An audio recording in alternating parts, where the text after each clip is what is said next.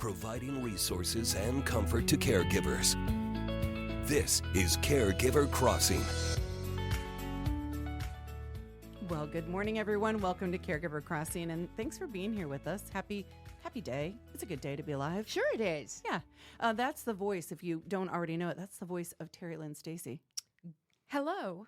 Aw, Terry. I'm looking outside of your Joy's House studios where we record this show or tape this show or talk to you from this room. And outside, everything is in bloom, despite all the horrible weather we've had.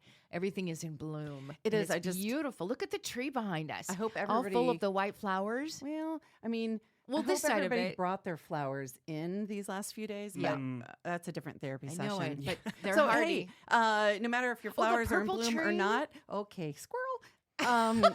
There actually might be a squirrel. Beautiful purple tree. You should probably shut the curtains. That's Terry Stacy. I am Tina McIntosh. We are in studio with our wonderful producer, Noah Taylor. Hello. Hi, Noah. What Noah's not telling you is behind the curtain. The reason he doesn't want to touch it, Terry, is because there is a very creepy doll. Somebody played a prank on me and hid a doll here in our recording studio. I'm not going to name names, but it was Tina. So this doll showed up at Joy's house in the basement years ago. I think somebody had donated it. There are actually two of them. The other one is scarier. This one comes to about maybe up to your hips. It's pretty tall. Yeah, she's tall. She looks like she cut her own bangs at the age of 4, and they never grew back. And she just travels around the office and ends up in places that really scare you, particularly if you're alone in this 120-year-old farmhouse at night. Oh, I'll bet. Yeah. You know, the history behind this 120-year-old farmhouse is pretty cool. I mean, this has been a lot of things, including a farm, truly. And then it was a daycare for kids. Bright Beginnings, I think, was the name of it. Was it? Yeah, it had a big... So for those of you who don't know, in Broad Ripple, it was a White House across from the old MCL and had a very large sunshine on the side on the chimney. Do you remember the sunshine? I don't remember that. Yeah. A sunshine on the chimney that the daycare had? Yeah, we kind of felt bad when we painted over it in the beginning because we just erased all the Yeah. sunshine. But we brought all the joy. Right. Yeah. Yep. Wow. Yeah. Well, this is actually, we're just a few days out from National Healthcare Decisions Day, which ties in really well with everything we do here at Joy's House. And excuse me, for those of you who don't know, it's a time that's dedicated to educating and empowering people when you want to express your wishes regarding healthcare. And I think so many of us don't have the conversations, and then many of us do, but we don't get anything written down, and we wait for this crisis to happen. And what we're really hoping with National Healthcare Decisions Day is that you will make your voice heard and your wishes and your wants ahead of time, before the crisis happens. Being proactive about it, not waiting for the disaster. Why do we do that? I don't know. Well, I think part of it is we're just scared to think about the bad things that could happen. Yeah. So we try to push them away a little bit. We kind of do. We really do. We are people. We are people that just say, "Oh, I'll do that tomorrow." So I had just do. I'll do it tomorrow. I had a conversation with some folks in Ireland who are doing some things around caregiving just a week or so ago. And one, they were really just brilliant to talk with. And one of them, what do they call each other when they say mate? Do they say mate in Ireland? I don't know. They do that in Australia. That's Australian, I think. Yeah, also. somebody called me something. It's a very Irish term, and I can't think right now. But I just felt really loved on that phone call. But talking about caregivers, and we were talking about end-of-life issues, and I was expressing how we in the States aren't very good at talking about death and dying issues. We talk about it a lot here in Caregiver Crossing. And they said in the Republic of Ireland, they talk about it a lot. One of the people on the call said, maybe too much. And I said, yeah, but in my mind, I'm being very stereotypical. It's you're cheersing your beers, talking about death and dying. And he was like, pretty much, nailed it. Yeah. So, our culture needs to be better. But if you do this advanced care planning and have these conversations, I promise you, we promise you, it will just reduce the stress. And it will ensure that those medical decisions reflect your values and your desires, because the reality is, without getting them written down in the right way, what you want might not be what you get. Fair? Fair. So what are some things, Noah, that caregivers should know? Well, I think the most important part is really it's never too early to start talking about these things. I mean, whether you're 28 or 88, thinking through your wishes, it helps you, helps your family, helps your loved ones. Really starting to think about those things at an earlier age. Let me ask you though. Okay, so how do you get to that conversation? When do you do it? Do you guys all schedule a meeting and say, look, we're just going to have a family talk and do that? Or do you just bring it up at the dinner table? How do you bring I'm that going to into schedule a the meeting with my conversation? kids. Literally, I'm Okay. just going to do it. I'm going to make a note. I'll come back and talk with you about it. Yeah. Noah, I think have that you sounds... expressed your wishes? Oh, geez. Are we practicing what we preach here? I think I have it maybe in sort of an indirect way, but nothing too specific or actionable that I should probably be writing down, actually getting these things prepared. I mean, I've talked As you get older, and I'm so sorry to interrupt you, but as you get older, do you think that those wishes that you have today would be much different than they might be 10 years from now? That's a really good question. I mean, I'm sure... I'm going to say no. I think... What if a great song comes along 10 years from now, and instead you had something like, We've Only Just Begun from the Carpenters? I don't remember And how then that song 10 goes, years Terry. ago- Would you sing that to us a little bit? We've only just begun. Birds in the background. It's coming back to me. Live. Carpenters. It's Oh. actually a wedding song. What? But I just Beautiful. picked that out because I love that song. But do let's say too. you love that song now, and 10 years from now, that might change for you. Yeah, but I feel Song like that we're you not... want played at your funeral. But that's easy. Like you keep that in a place like our care kits or, the documents you can find on So you Caregiver keep- Way, it's- which is our platform. yeah.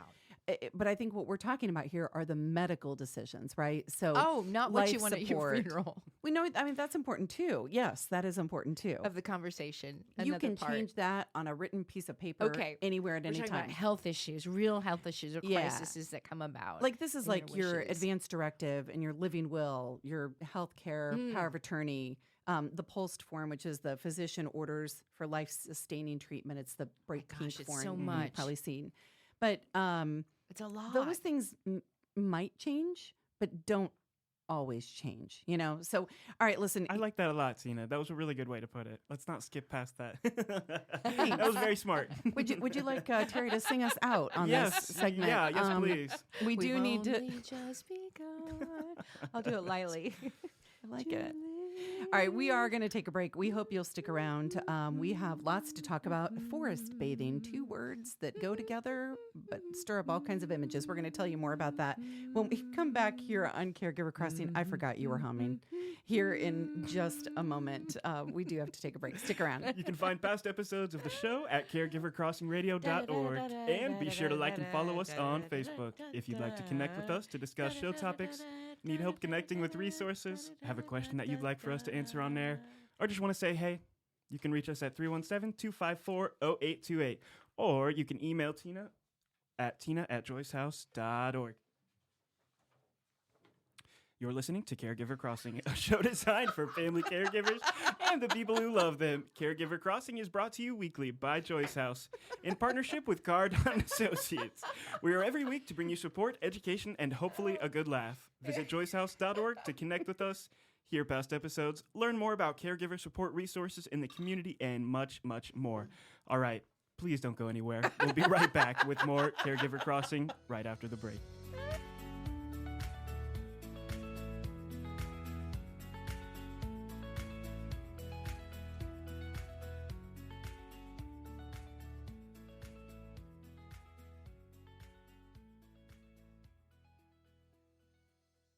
Don't let high golf rates drive you out of bounds. Save big with the Wish TV Great Golf Club card. Central Indiana's largest golf club card membership is back for the 8th season with more courses than ever before. Save over 75% on tee times at 27 Central Indiana golf courses. All you need is the Wish TV Great Golf Club card. Cards are valid for the entire 2026 golf season. Great courses, great savings. Score your Great Golf Club card today.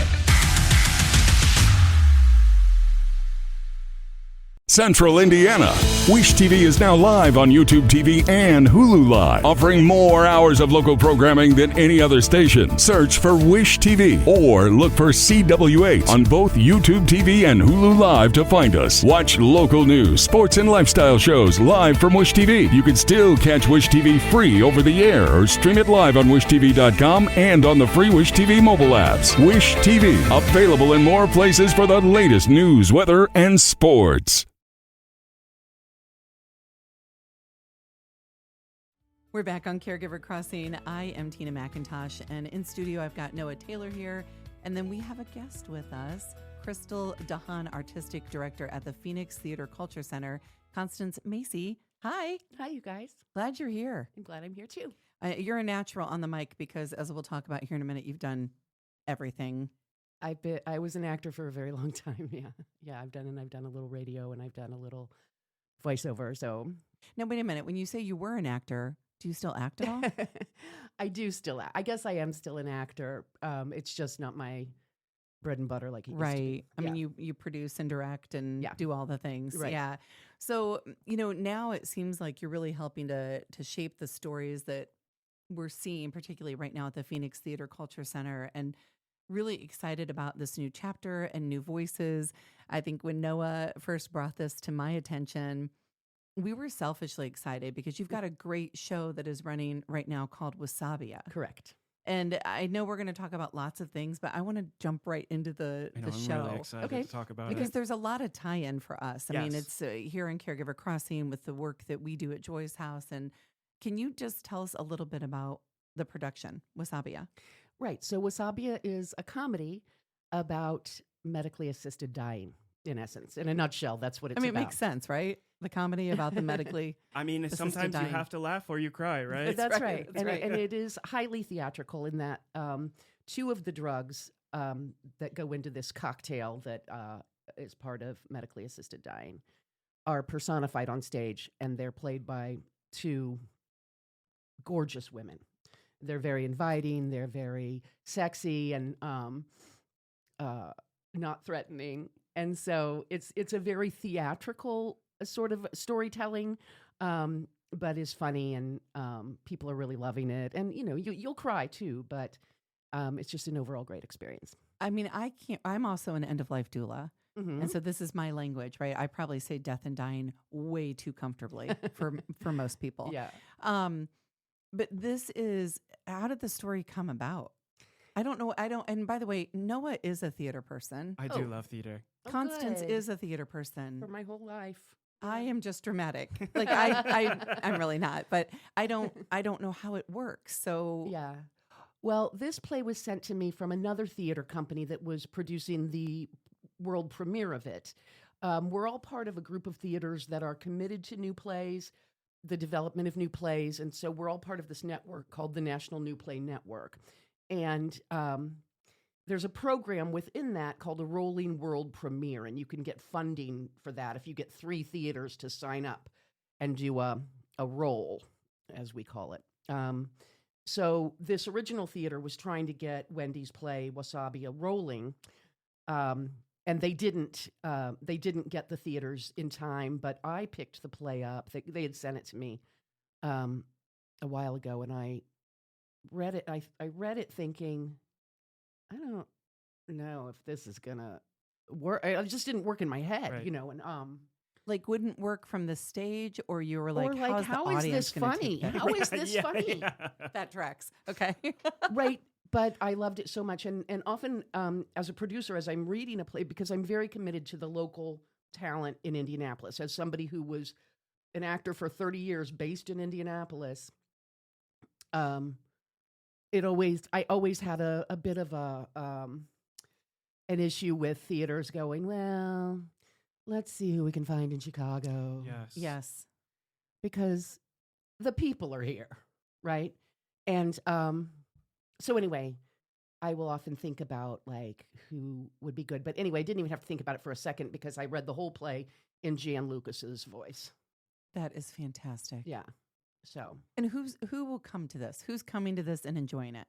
Does it? I guess my question really is: does it take a special person to enjoy Wasabia? I don't think so. I think, we've had church groups come, young people, in fact, on opening night, a couple of young women approached me in the lobby, and they looked like they were in like their late 20s, to say, thank you for choosing this story. Nobody talks about death, and they're, watching their grandparents at their end of lives, or, maybe even their parents. And nobody really, I mean, obviously people do, we are right now, but I just think it's in our society kind of a taboo subject. Agreed. We at Joy's House, we have an end of life program. Mm-hmm. And one of the things we do is we will host either a death cafe or a death over drafts. So imagine we sit down, we have a beer together, we talk about death and dying questions that are prompted by a deck we have called the Death Deck. Wow. And we have had more people, like what you're saying about those two young women, we've had more people come to those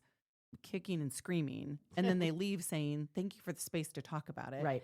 And so I think for what you're doing with Wasabia, at the Phoenix Theater Cultural Center, is you're giving space to normalize conversations and feelings, probably, about death and dying. Yes. I love that you're doing this. Yeah. We had an audience talk back after last Sunday's performance. And everybody has a story to share about someone's death. And like my own father's death a couple years ago, he knew he was going to die soon, right? And he just became very worried about everything, very fussy and worried about, like, he was like calling the doctors or the funeral home to say, now, if I die here in my chair, what does my wife do? And, if I die in the hospital, then what happened? Like, he was so worried about all of us and my mom that, it was just, I'm just like, you need to just, it's fine. Everything will be just fine no matter what. And but because it's just not something that we discuss at the table. Something that a coworker of Noah and mine said recently that I thought was really beautiful. And I, by the way, don't want to overlook. I'm sorry to hear about your dad's passing. Thank you so much. Thank you. I don't want to breeze by that. That's okay. And a coworker said to me that when we're working with people or living and loving, beside people who are dying, she said, the body knows how to die. Right. Just like the body knows how, a woman's body knows how to give birth. Yeah. The body knows how to die. She said, millions of people have died before, and it knows how to do it. And I thought, that's really brilliant. Mm-hmm. Is there anything in Wasabia that was a light bulb for you? Because for me, with our coworker saying that was a light bulb, right? I was like, of course the body knows how to die. Of course millions of people have done it. Right. But was there anything, like, I love you describing the two drugs as these sexy, beautiful, charismatic, women on stage. But was there anything that clicked for you?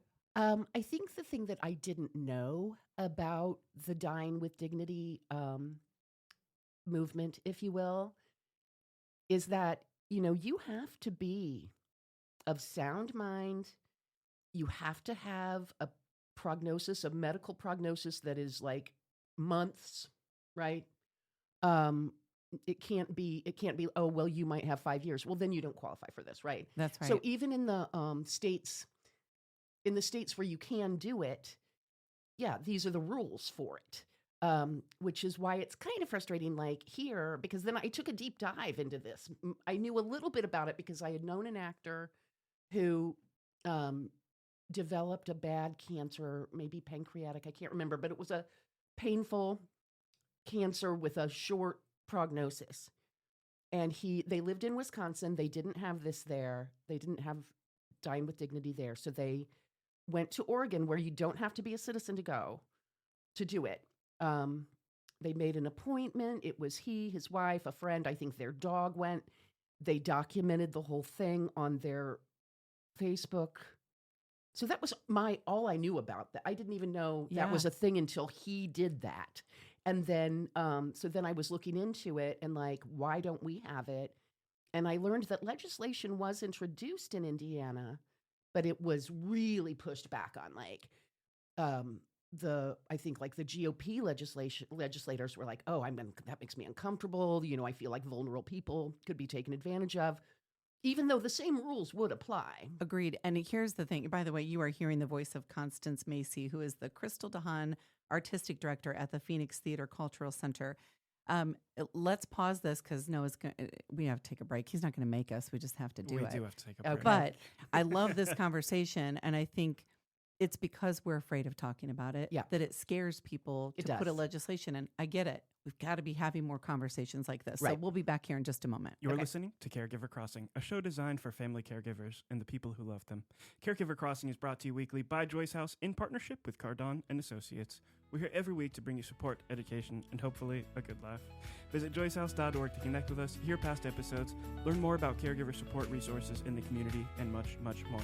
Don't go anywhere. We'll be right back with more Caregiver Crossing.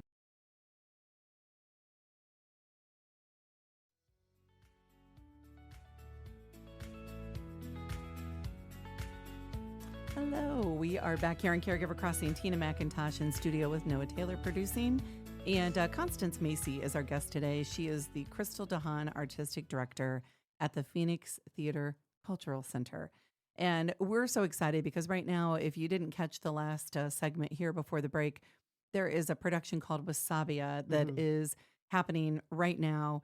I think the last day is Sunday, right? The 12th? The 12th. Mm-hmm. Yeah. And Noah and I are actually going to that production at 2:30 that afternoon and then sticking around because I co-host a podcast with Kelly Young called Badassery Life. And you are kind enough to let us stick around and interview you and some of the actors and talk about the production. So if you don't have your tickets and you're thinking, ooh, this Wasabia production is interesting, or listen, I just want to go to the Phoenix Theater Cultural Center, then get your ticket for the 2:30 show on Sunday the 12th.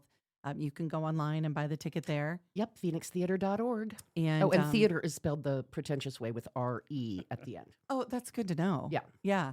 And we'd like to see you there and stick around for afterward. You can meet Noah. I'll be there. I'll be there Get Noah's too. autograph for producing. If I got to give out an autograph, that would make my life. Somebody please do that. We'll be there to do our live broadcast of the podcast for Badassery Life. So really excited. Woo. Thank you for doing that. Yeah, I'm excited too. So here's a question for you as the Christel DeHaan Artistic Director. Yeah.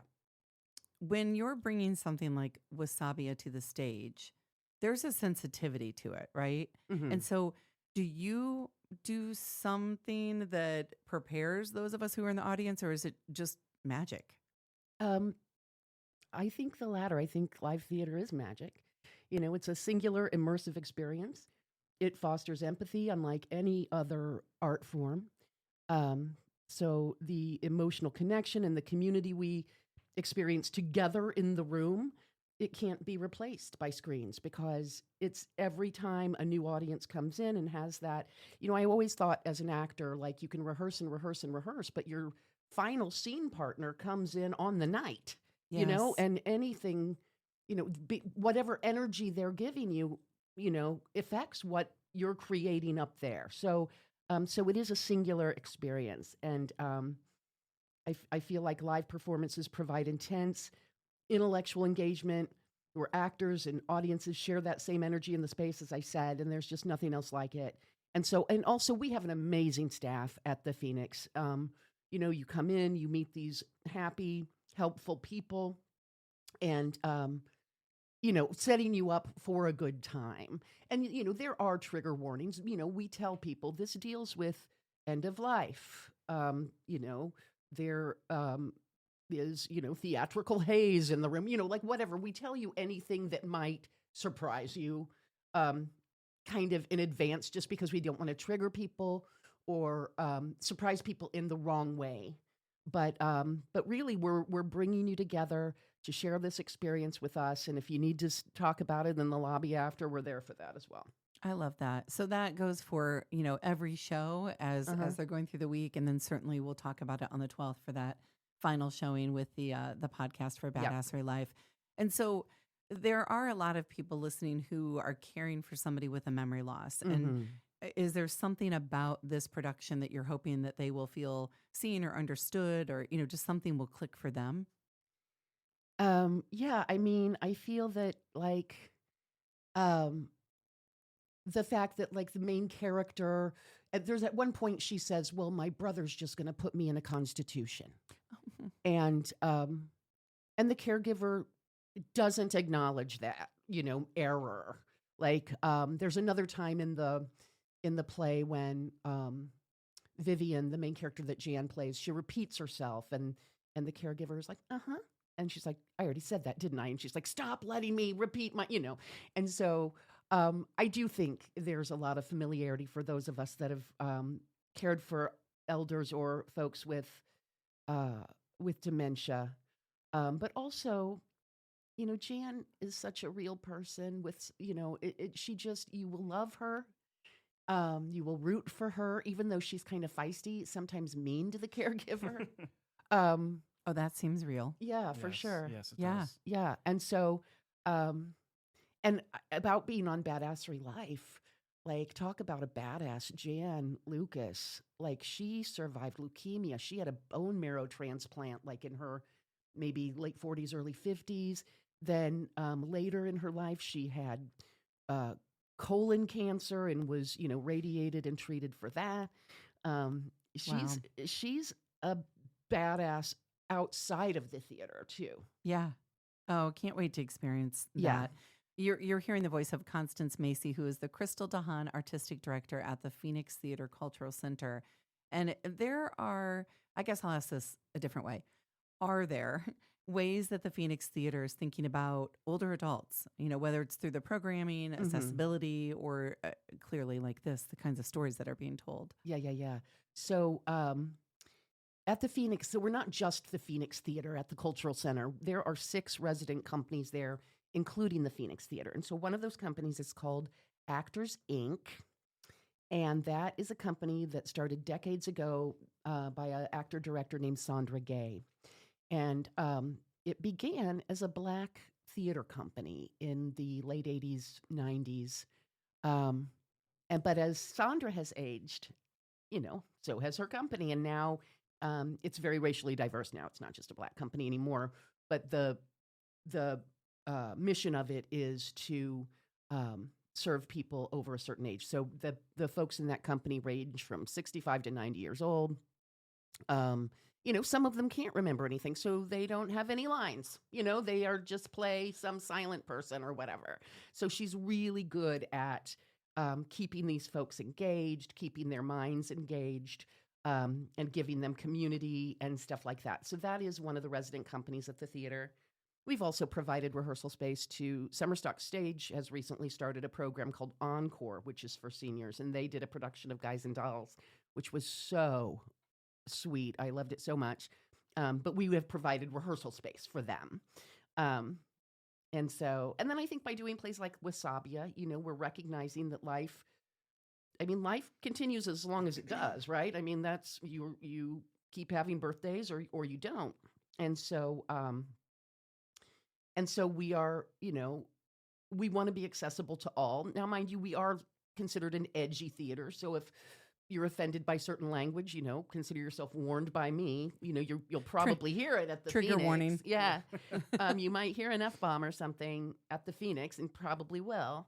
We don't play it safe, I guess, in the storytelling, but we also don't want to leave anyone out. Well, and I would suggest that if you're thinking about going to the show and you have any concerns about accessibility or anything, go ahead and get in touch with them. Tell us again, how can we get tickets? Go to phoenixtheater.org, and you'll see a menu option to buy tickets, and there'll be more of a description of it there. You can also reach out to the box office and ask them, your questions about all of those things. Phoenixtheater.org, and theater is R-E. R-E. All right. And again, we are going to be there. Noah and I will be there on Saturday, April 12th for the final showing of Wasabia at 2:30. And then we're going to do a podcast for Badassery Life. Our friend Kelly Young and I co-host that. And we're going to do that right afterward as a live podcast. So we hope you'll join us. Please ask for Noah's autograph. Please. All right. I can't wait. Thank Constance, you so much. thank you. Thank you, so guys. much for being here. I loved it. You're listening to Caregiver Crossing, a show designed for family caregivers and the people who love them. Caregiver Crossing is brought to you weekly by Joyce House in partnership with Cardon and Associates.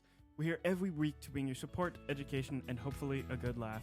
Don't go anywhere. We'll be right back with more Caregiver Crossing shortly.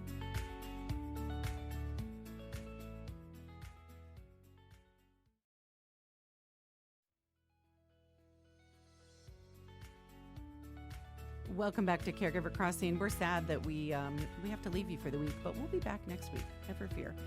With so many options, why choose Arizona State University? For me, the only online option was ASU because of the quality. Their faculty was really involved with their students and care about your personal journey. The dedication to my personal development from my professors, that's been extremely valuable to me. Earn your degree from the nation's most innovative university. Online.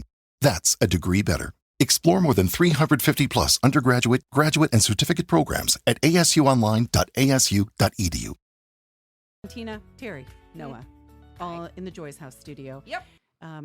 You have to do things for yourself, things that bring you joy that maybe are not related to anything else in your life, right? And so I'm going to ask both of you a question, and that is, you have busy lives, you have things that take priorities. What have you set aside in the last, let's say, year? Something you enjoy that you've set aside because you have other priorities, whether it's caring for someone, it's work, anything. Oh, what you have put, actually, like said, I just don't have time for this. Something that makes you happy that you haven't done. Yeah. Dating my husband. Oh, now that is a good one. Yeah. And you've been married I think for how about many it years? more. This is our 40th year. Wow. In October. So I've been thinking about that a lot, that we've had a lot of ups and downs over the last couple of years. And truly, I started to realize with our schedules and everything that goes on, you know, we haven't had really dates anymore.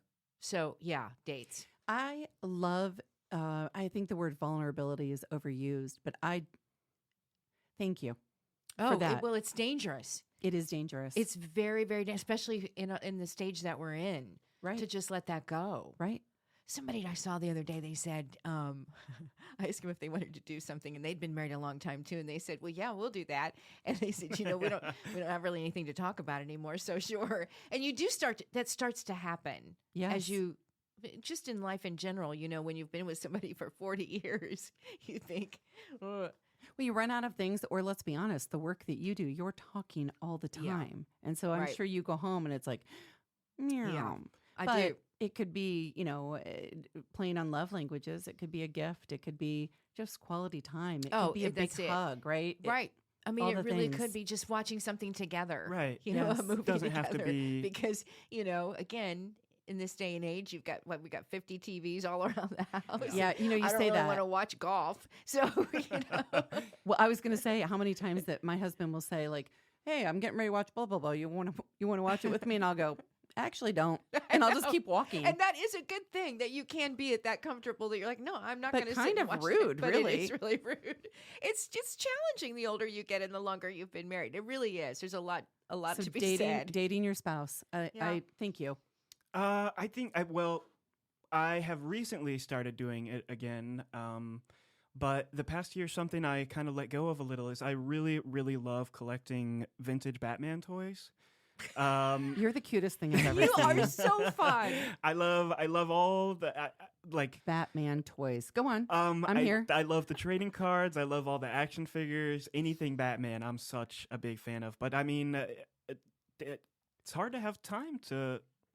I mean, you really got to like go looking on eBay. You got to go to Yes. Goodwill. Yeah. Like it's hard to dedicate the time to doing those things.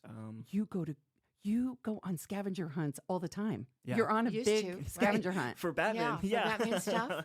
We have some great, really, really great nostalgic toy stores here in We Indianapolis. do. We're lucky. Yeah. The Toy Pit, Yeah.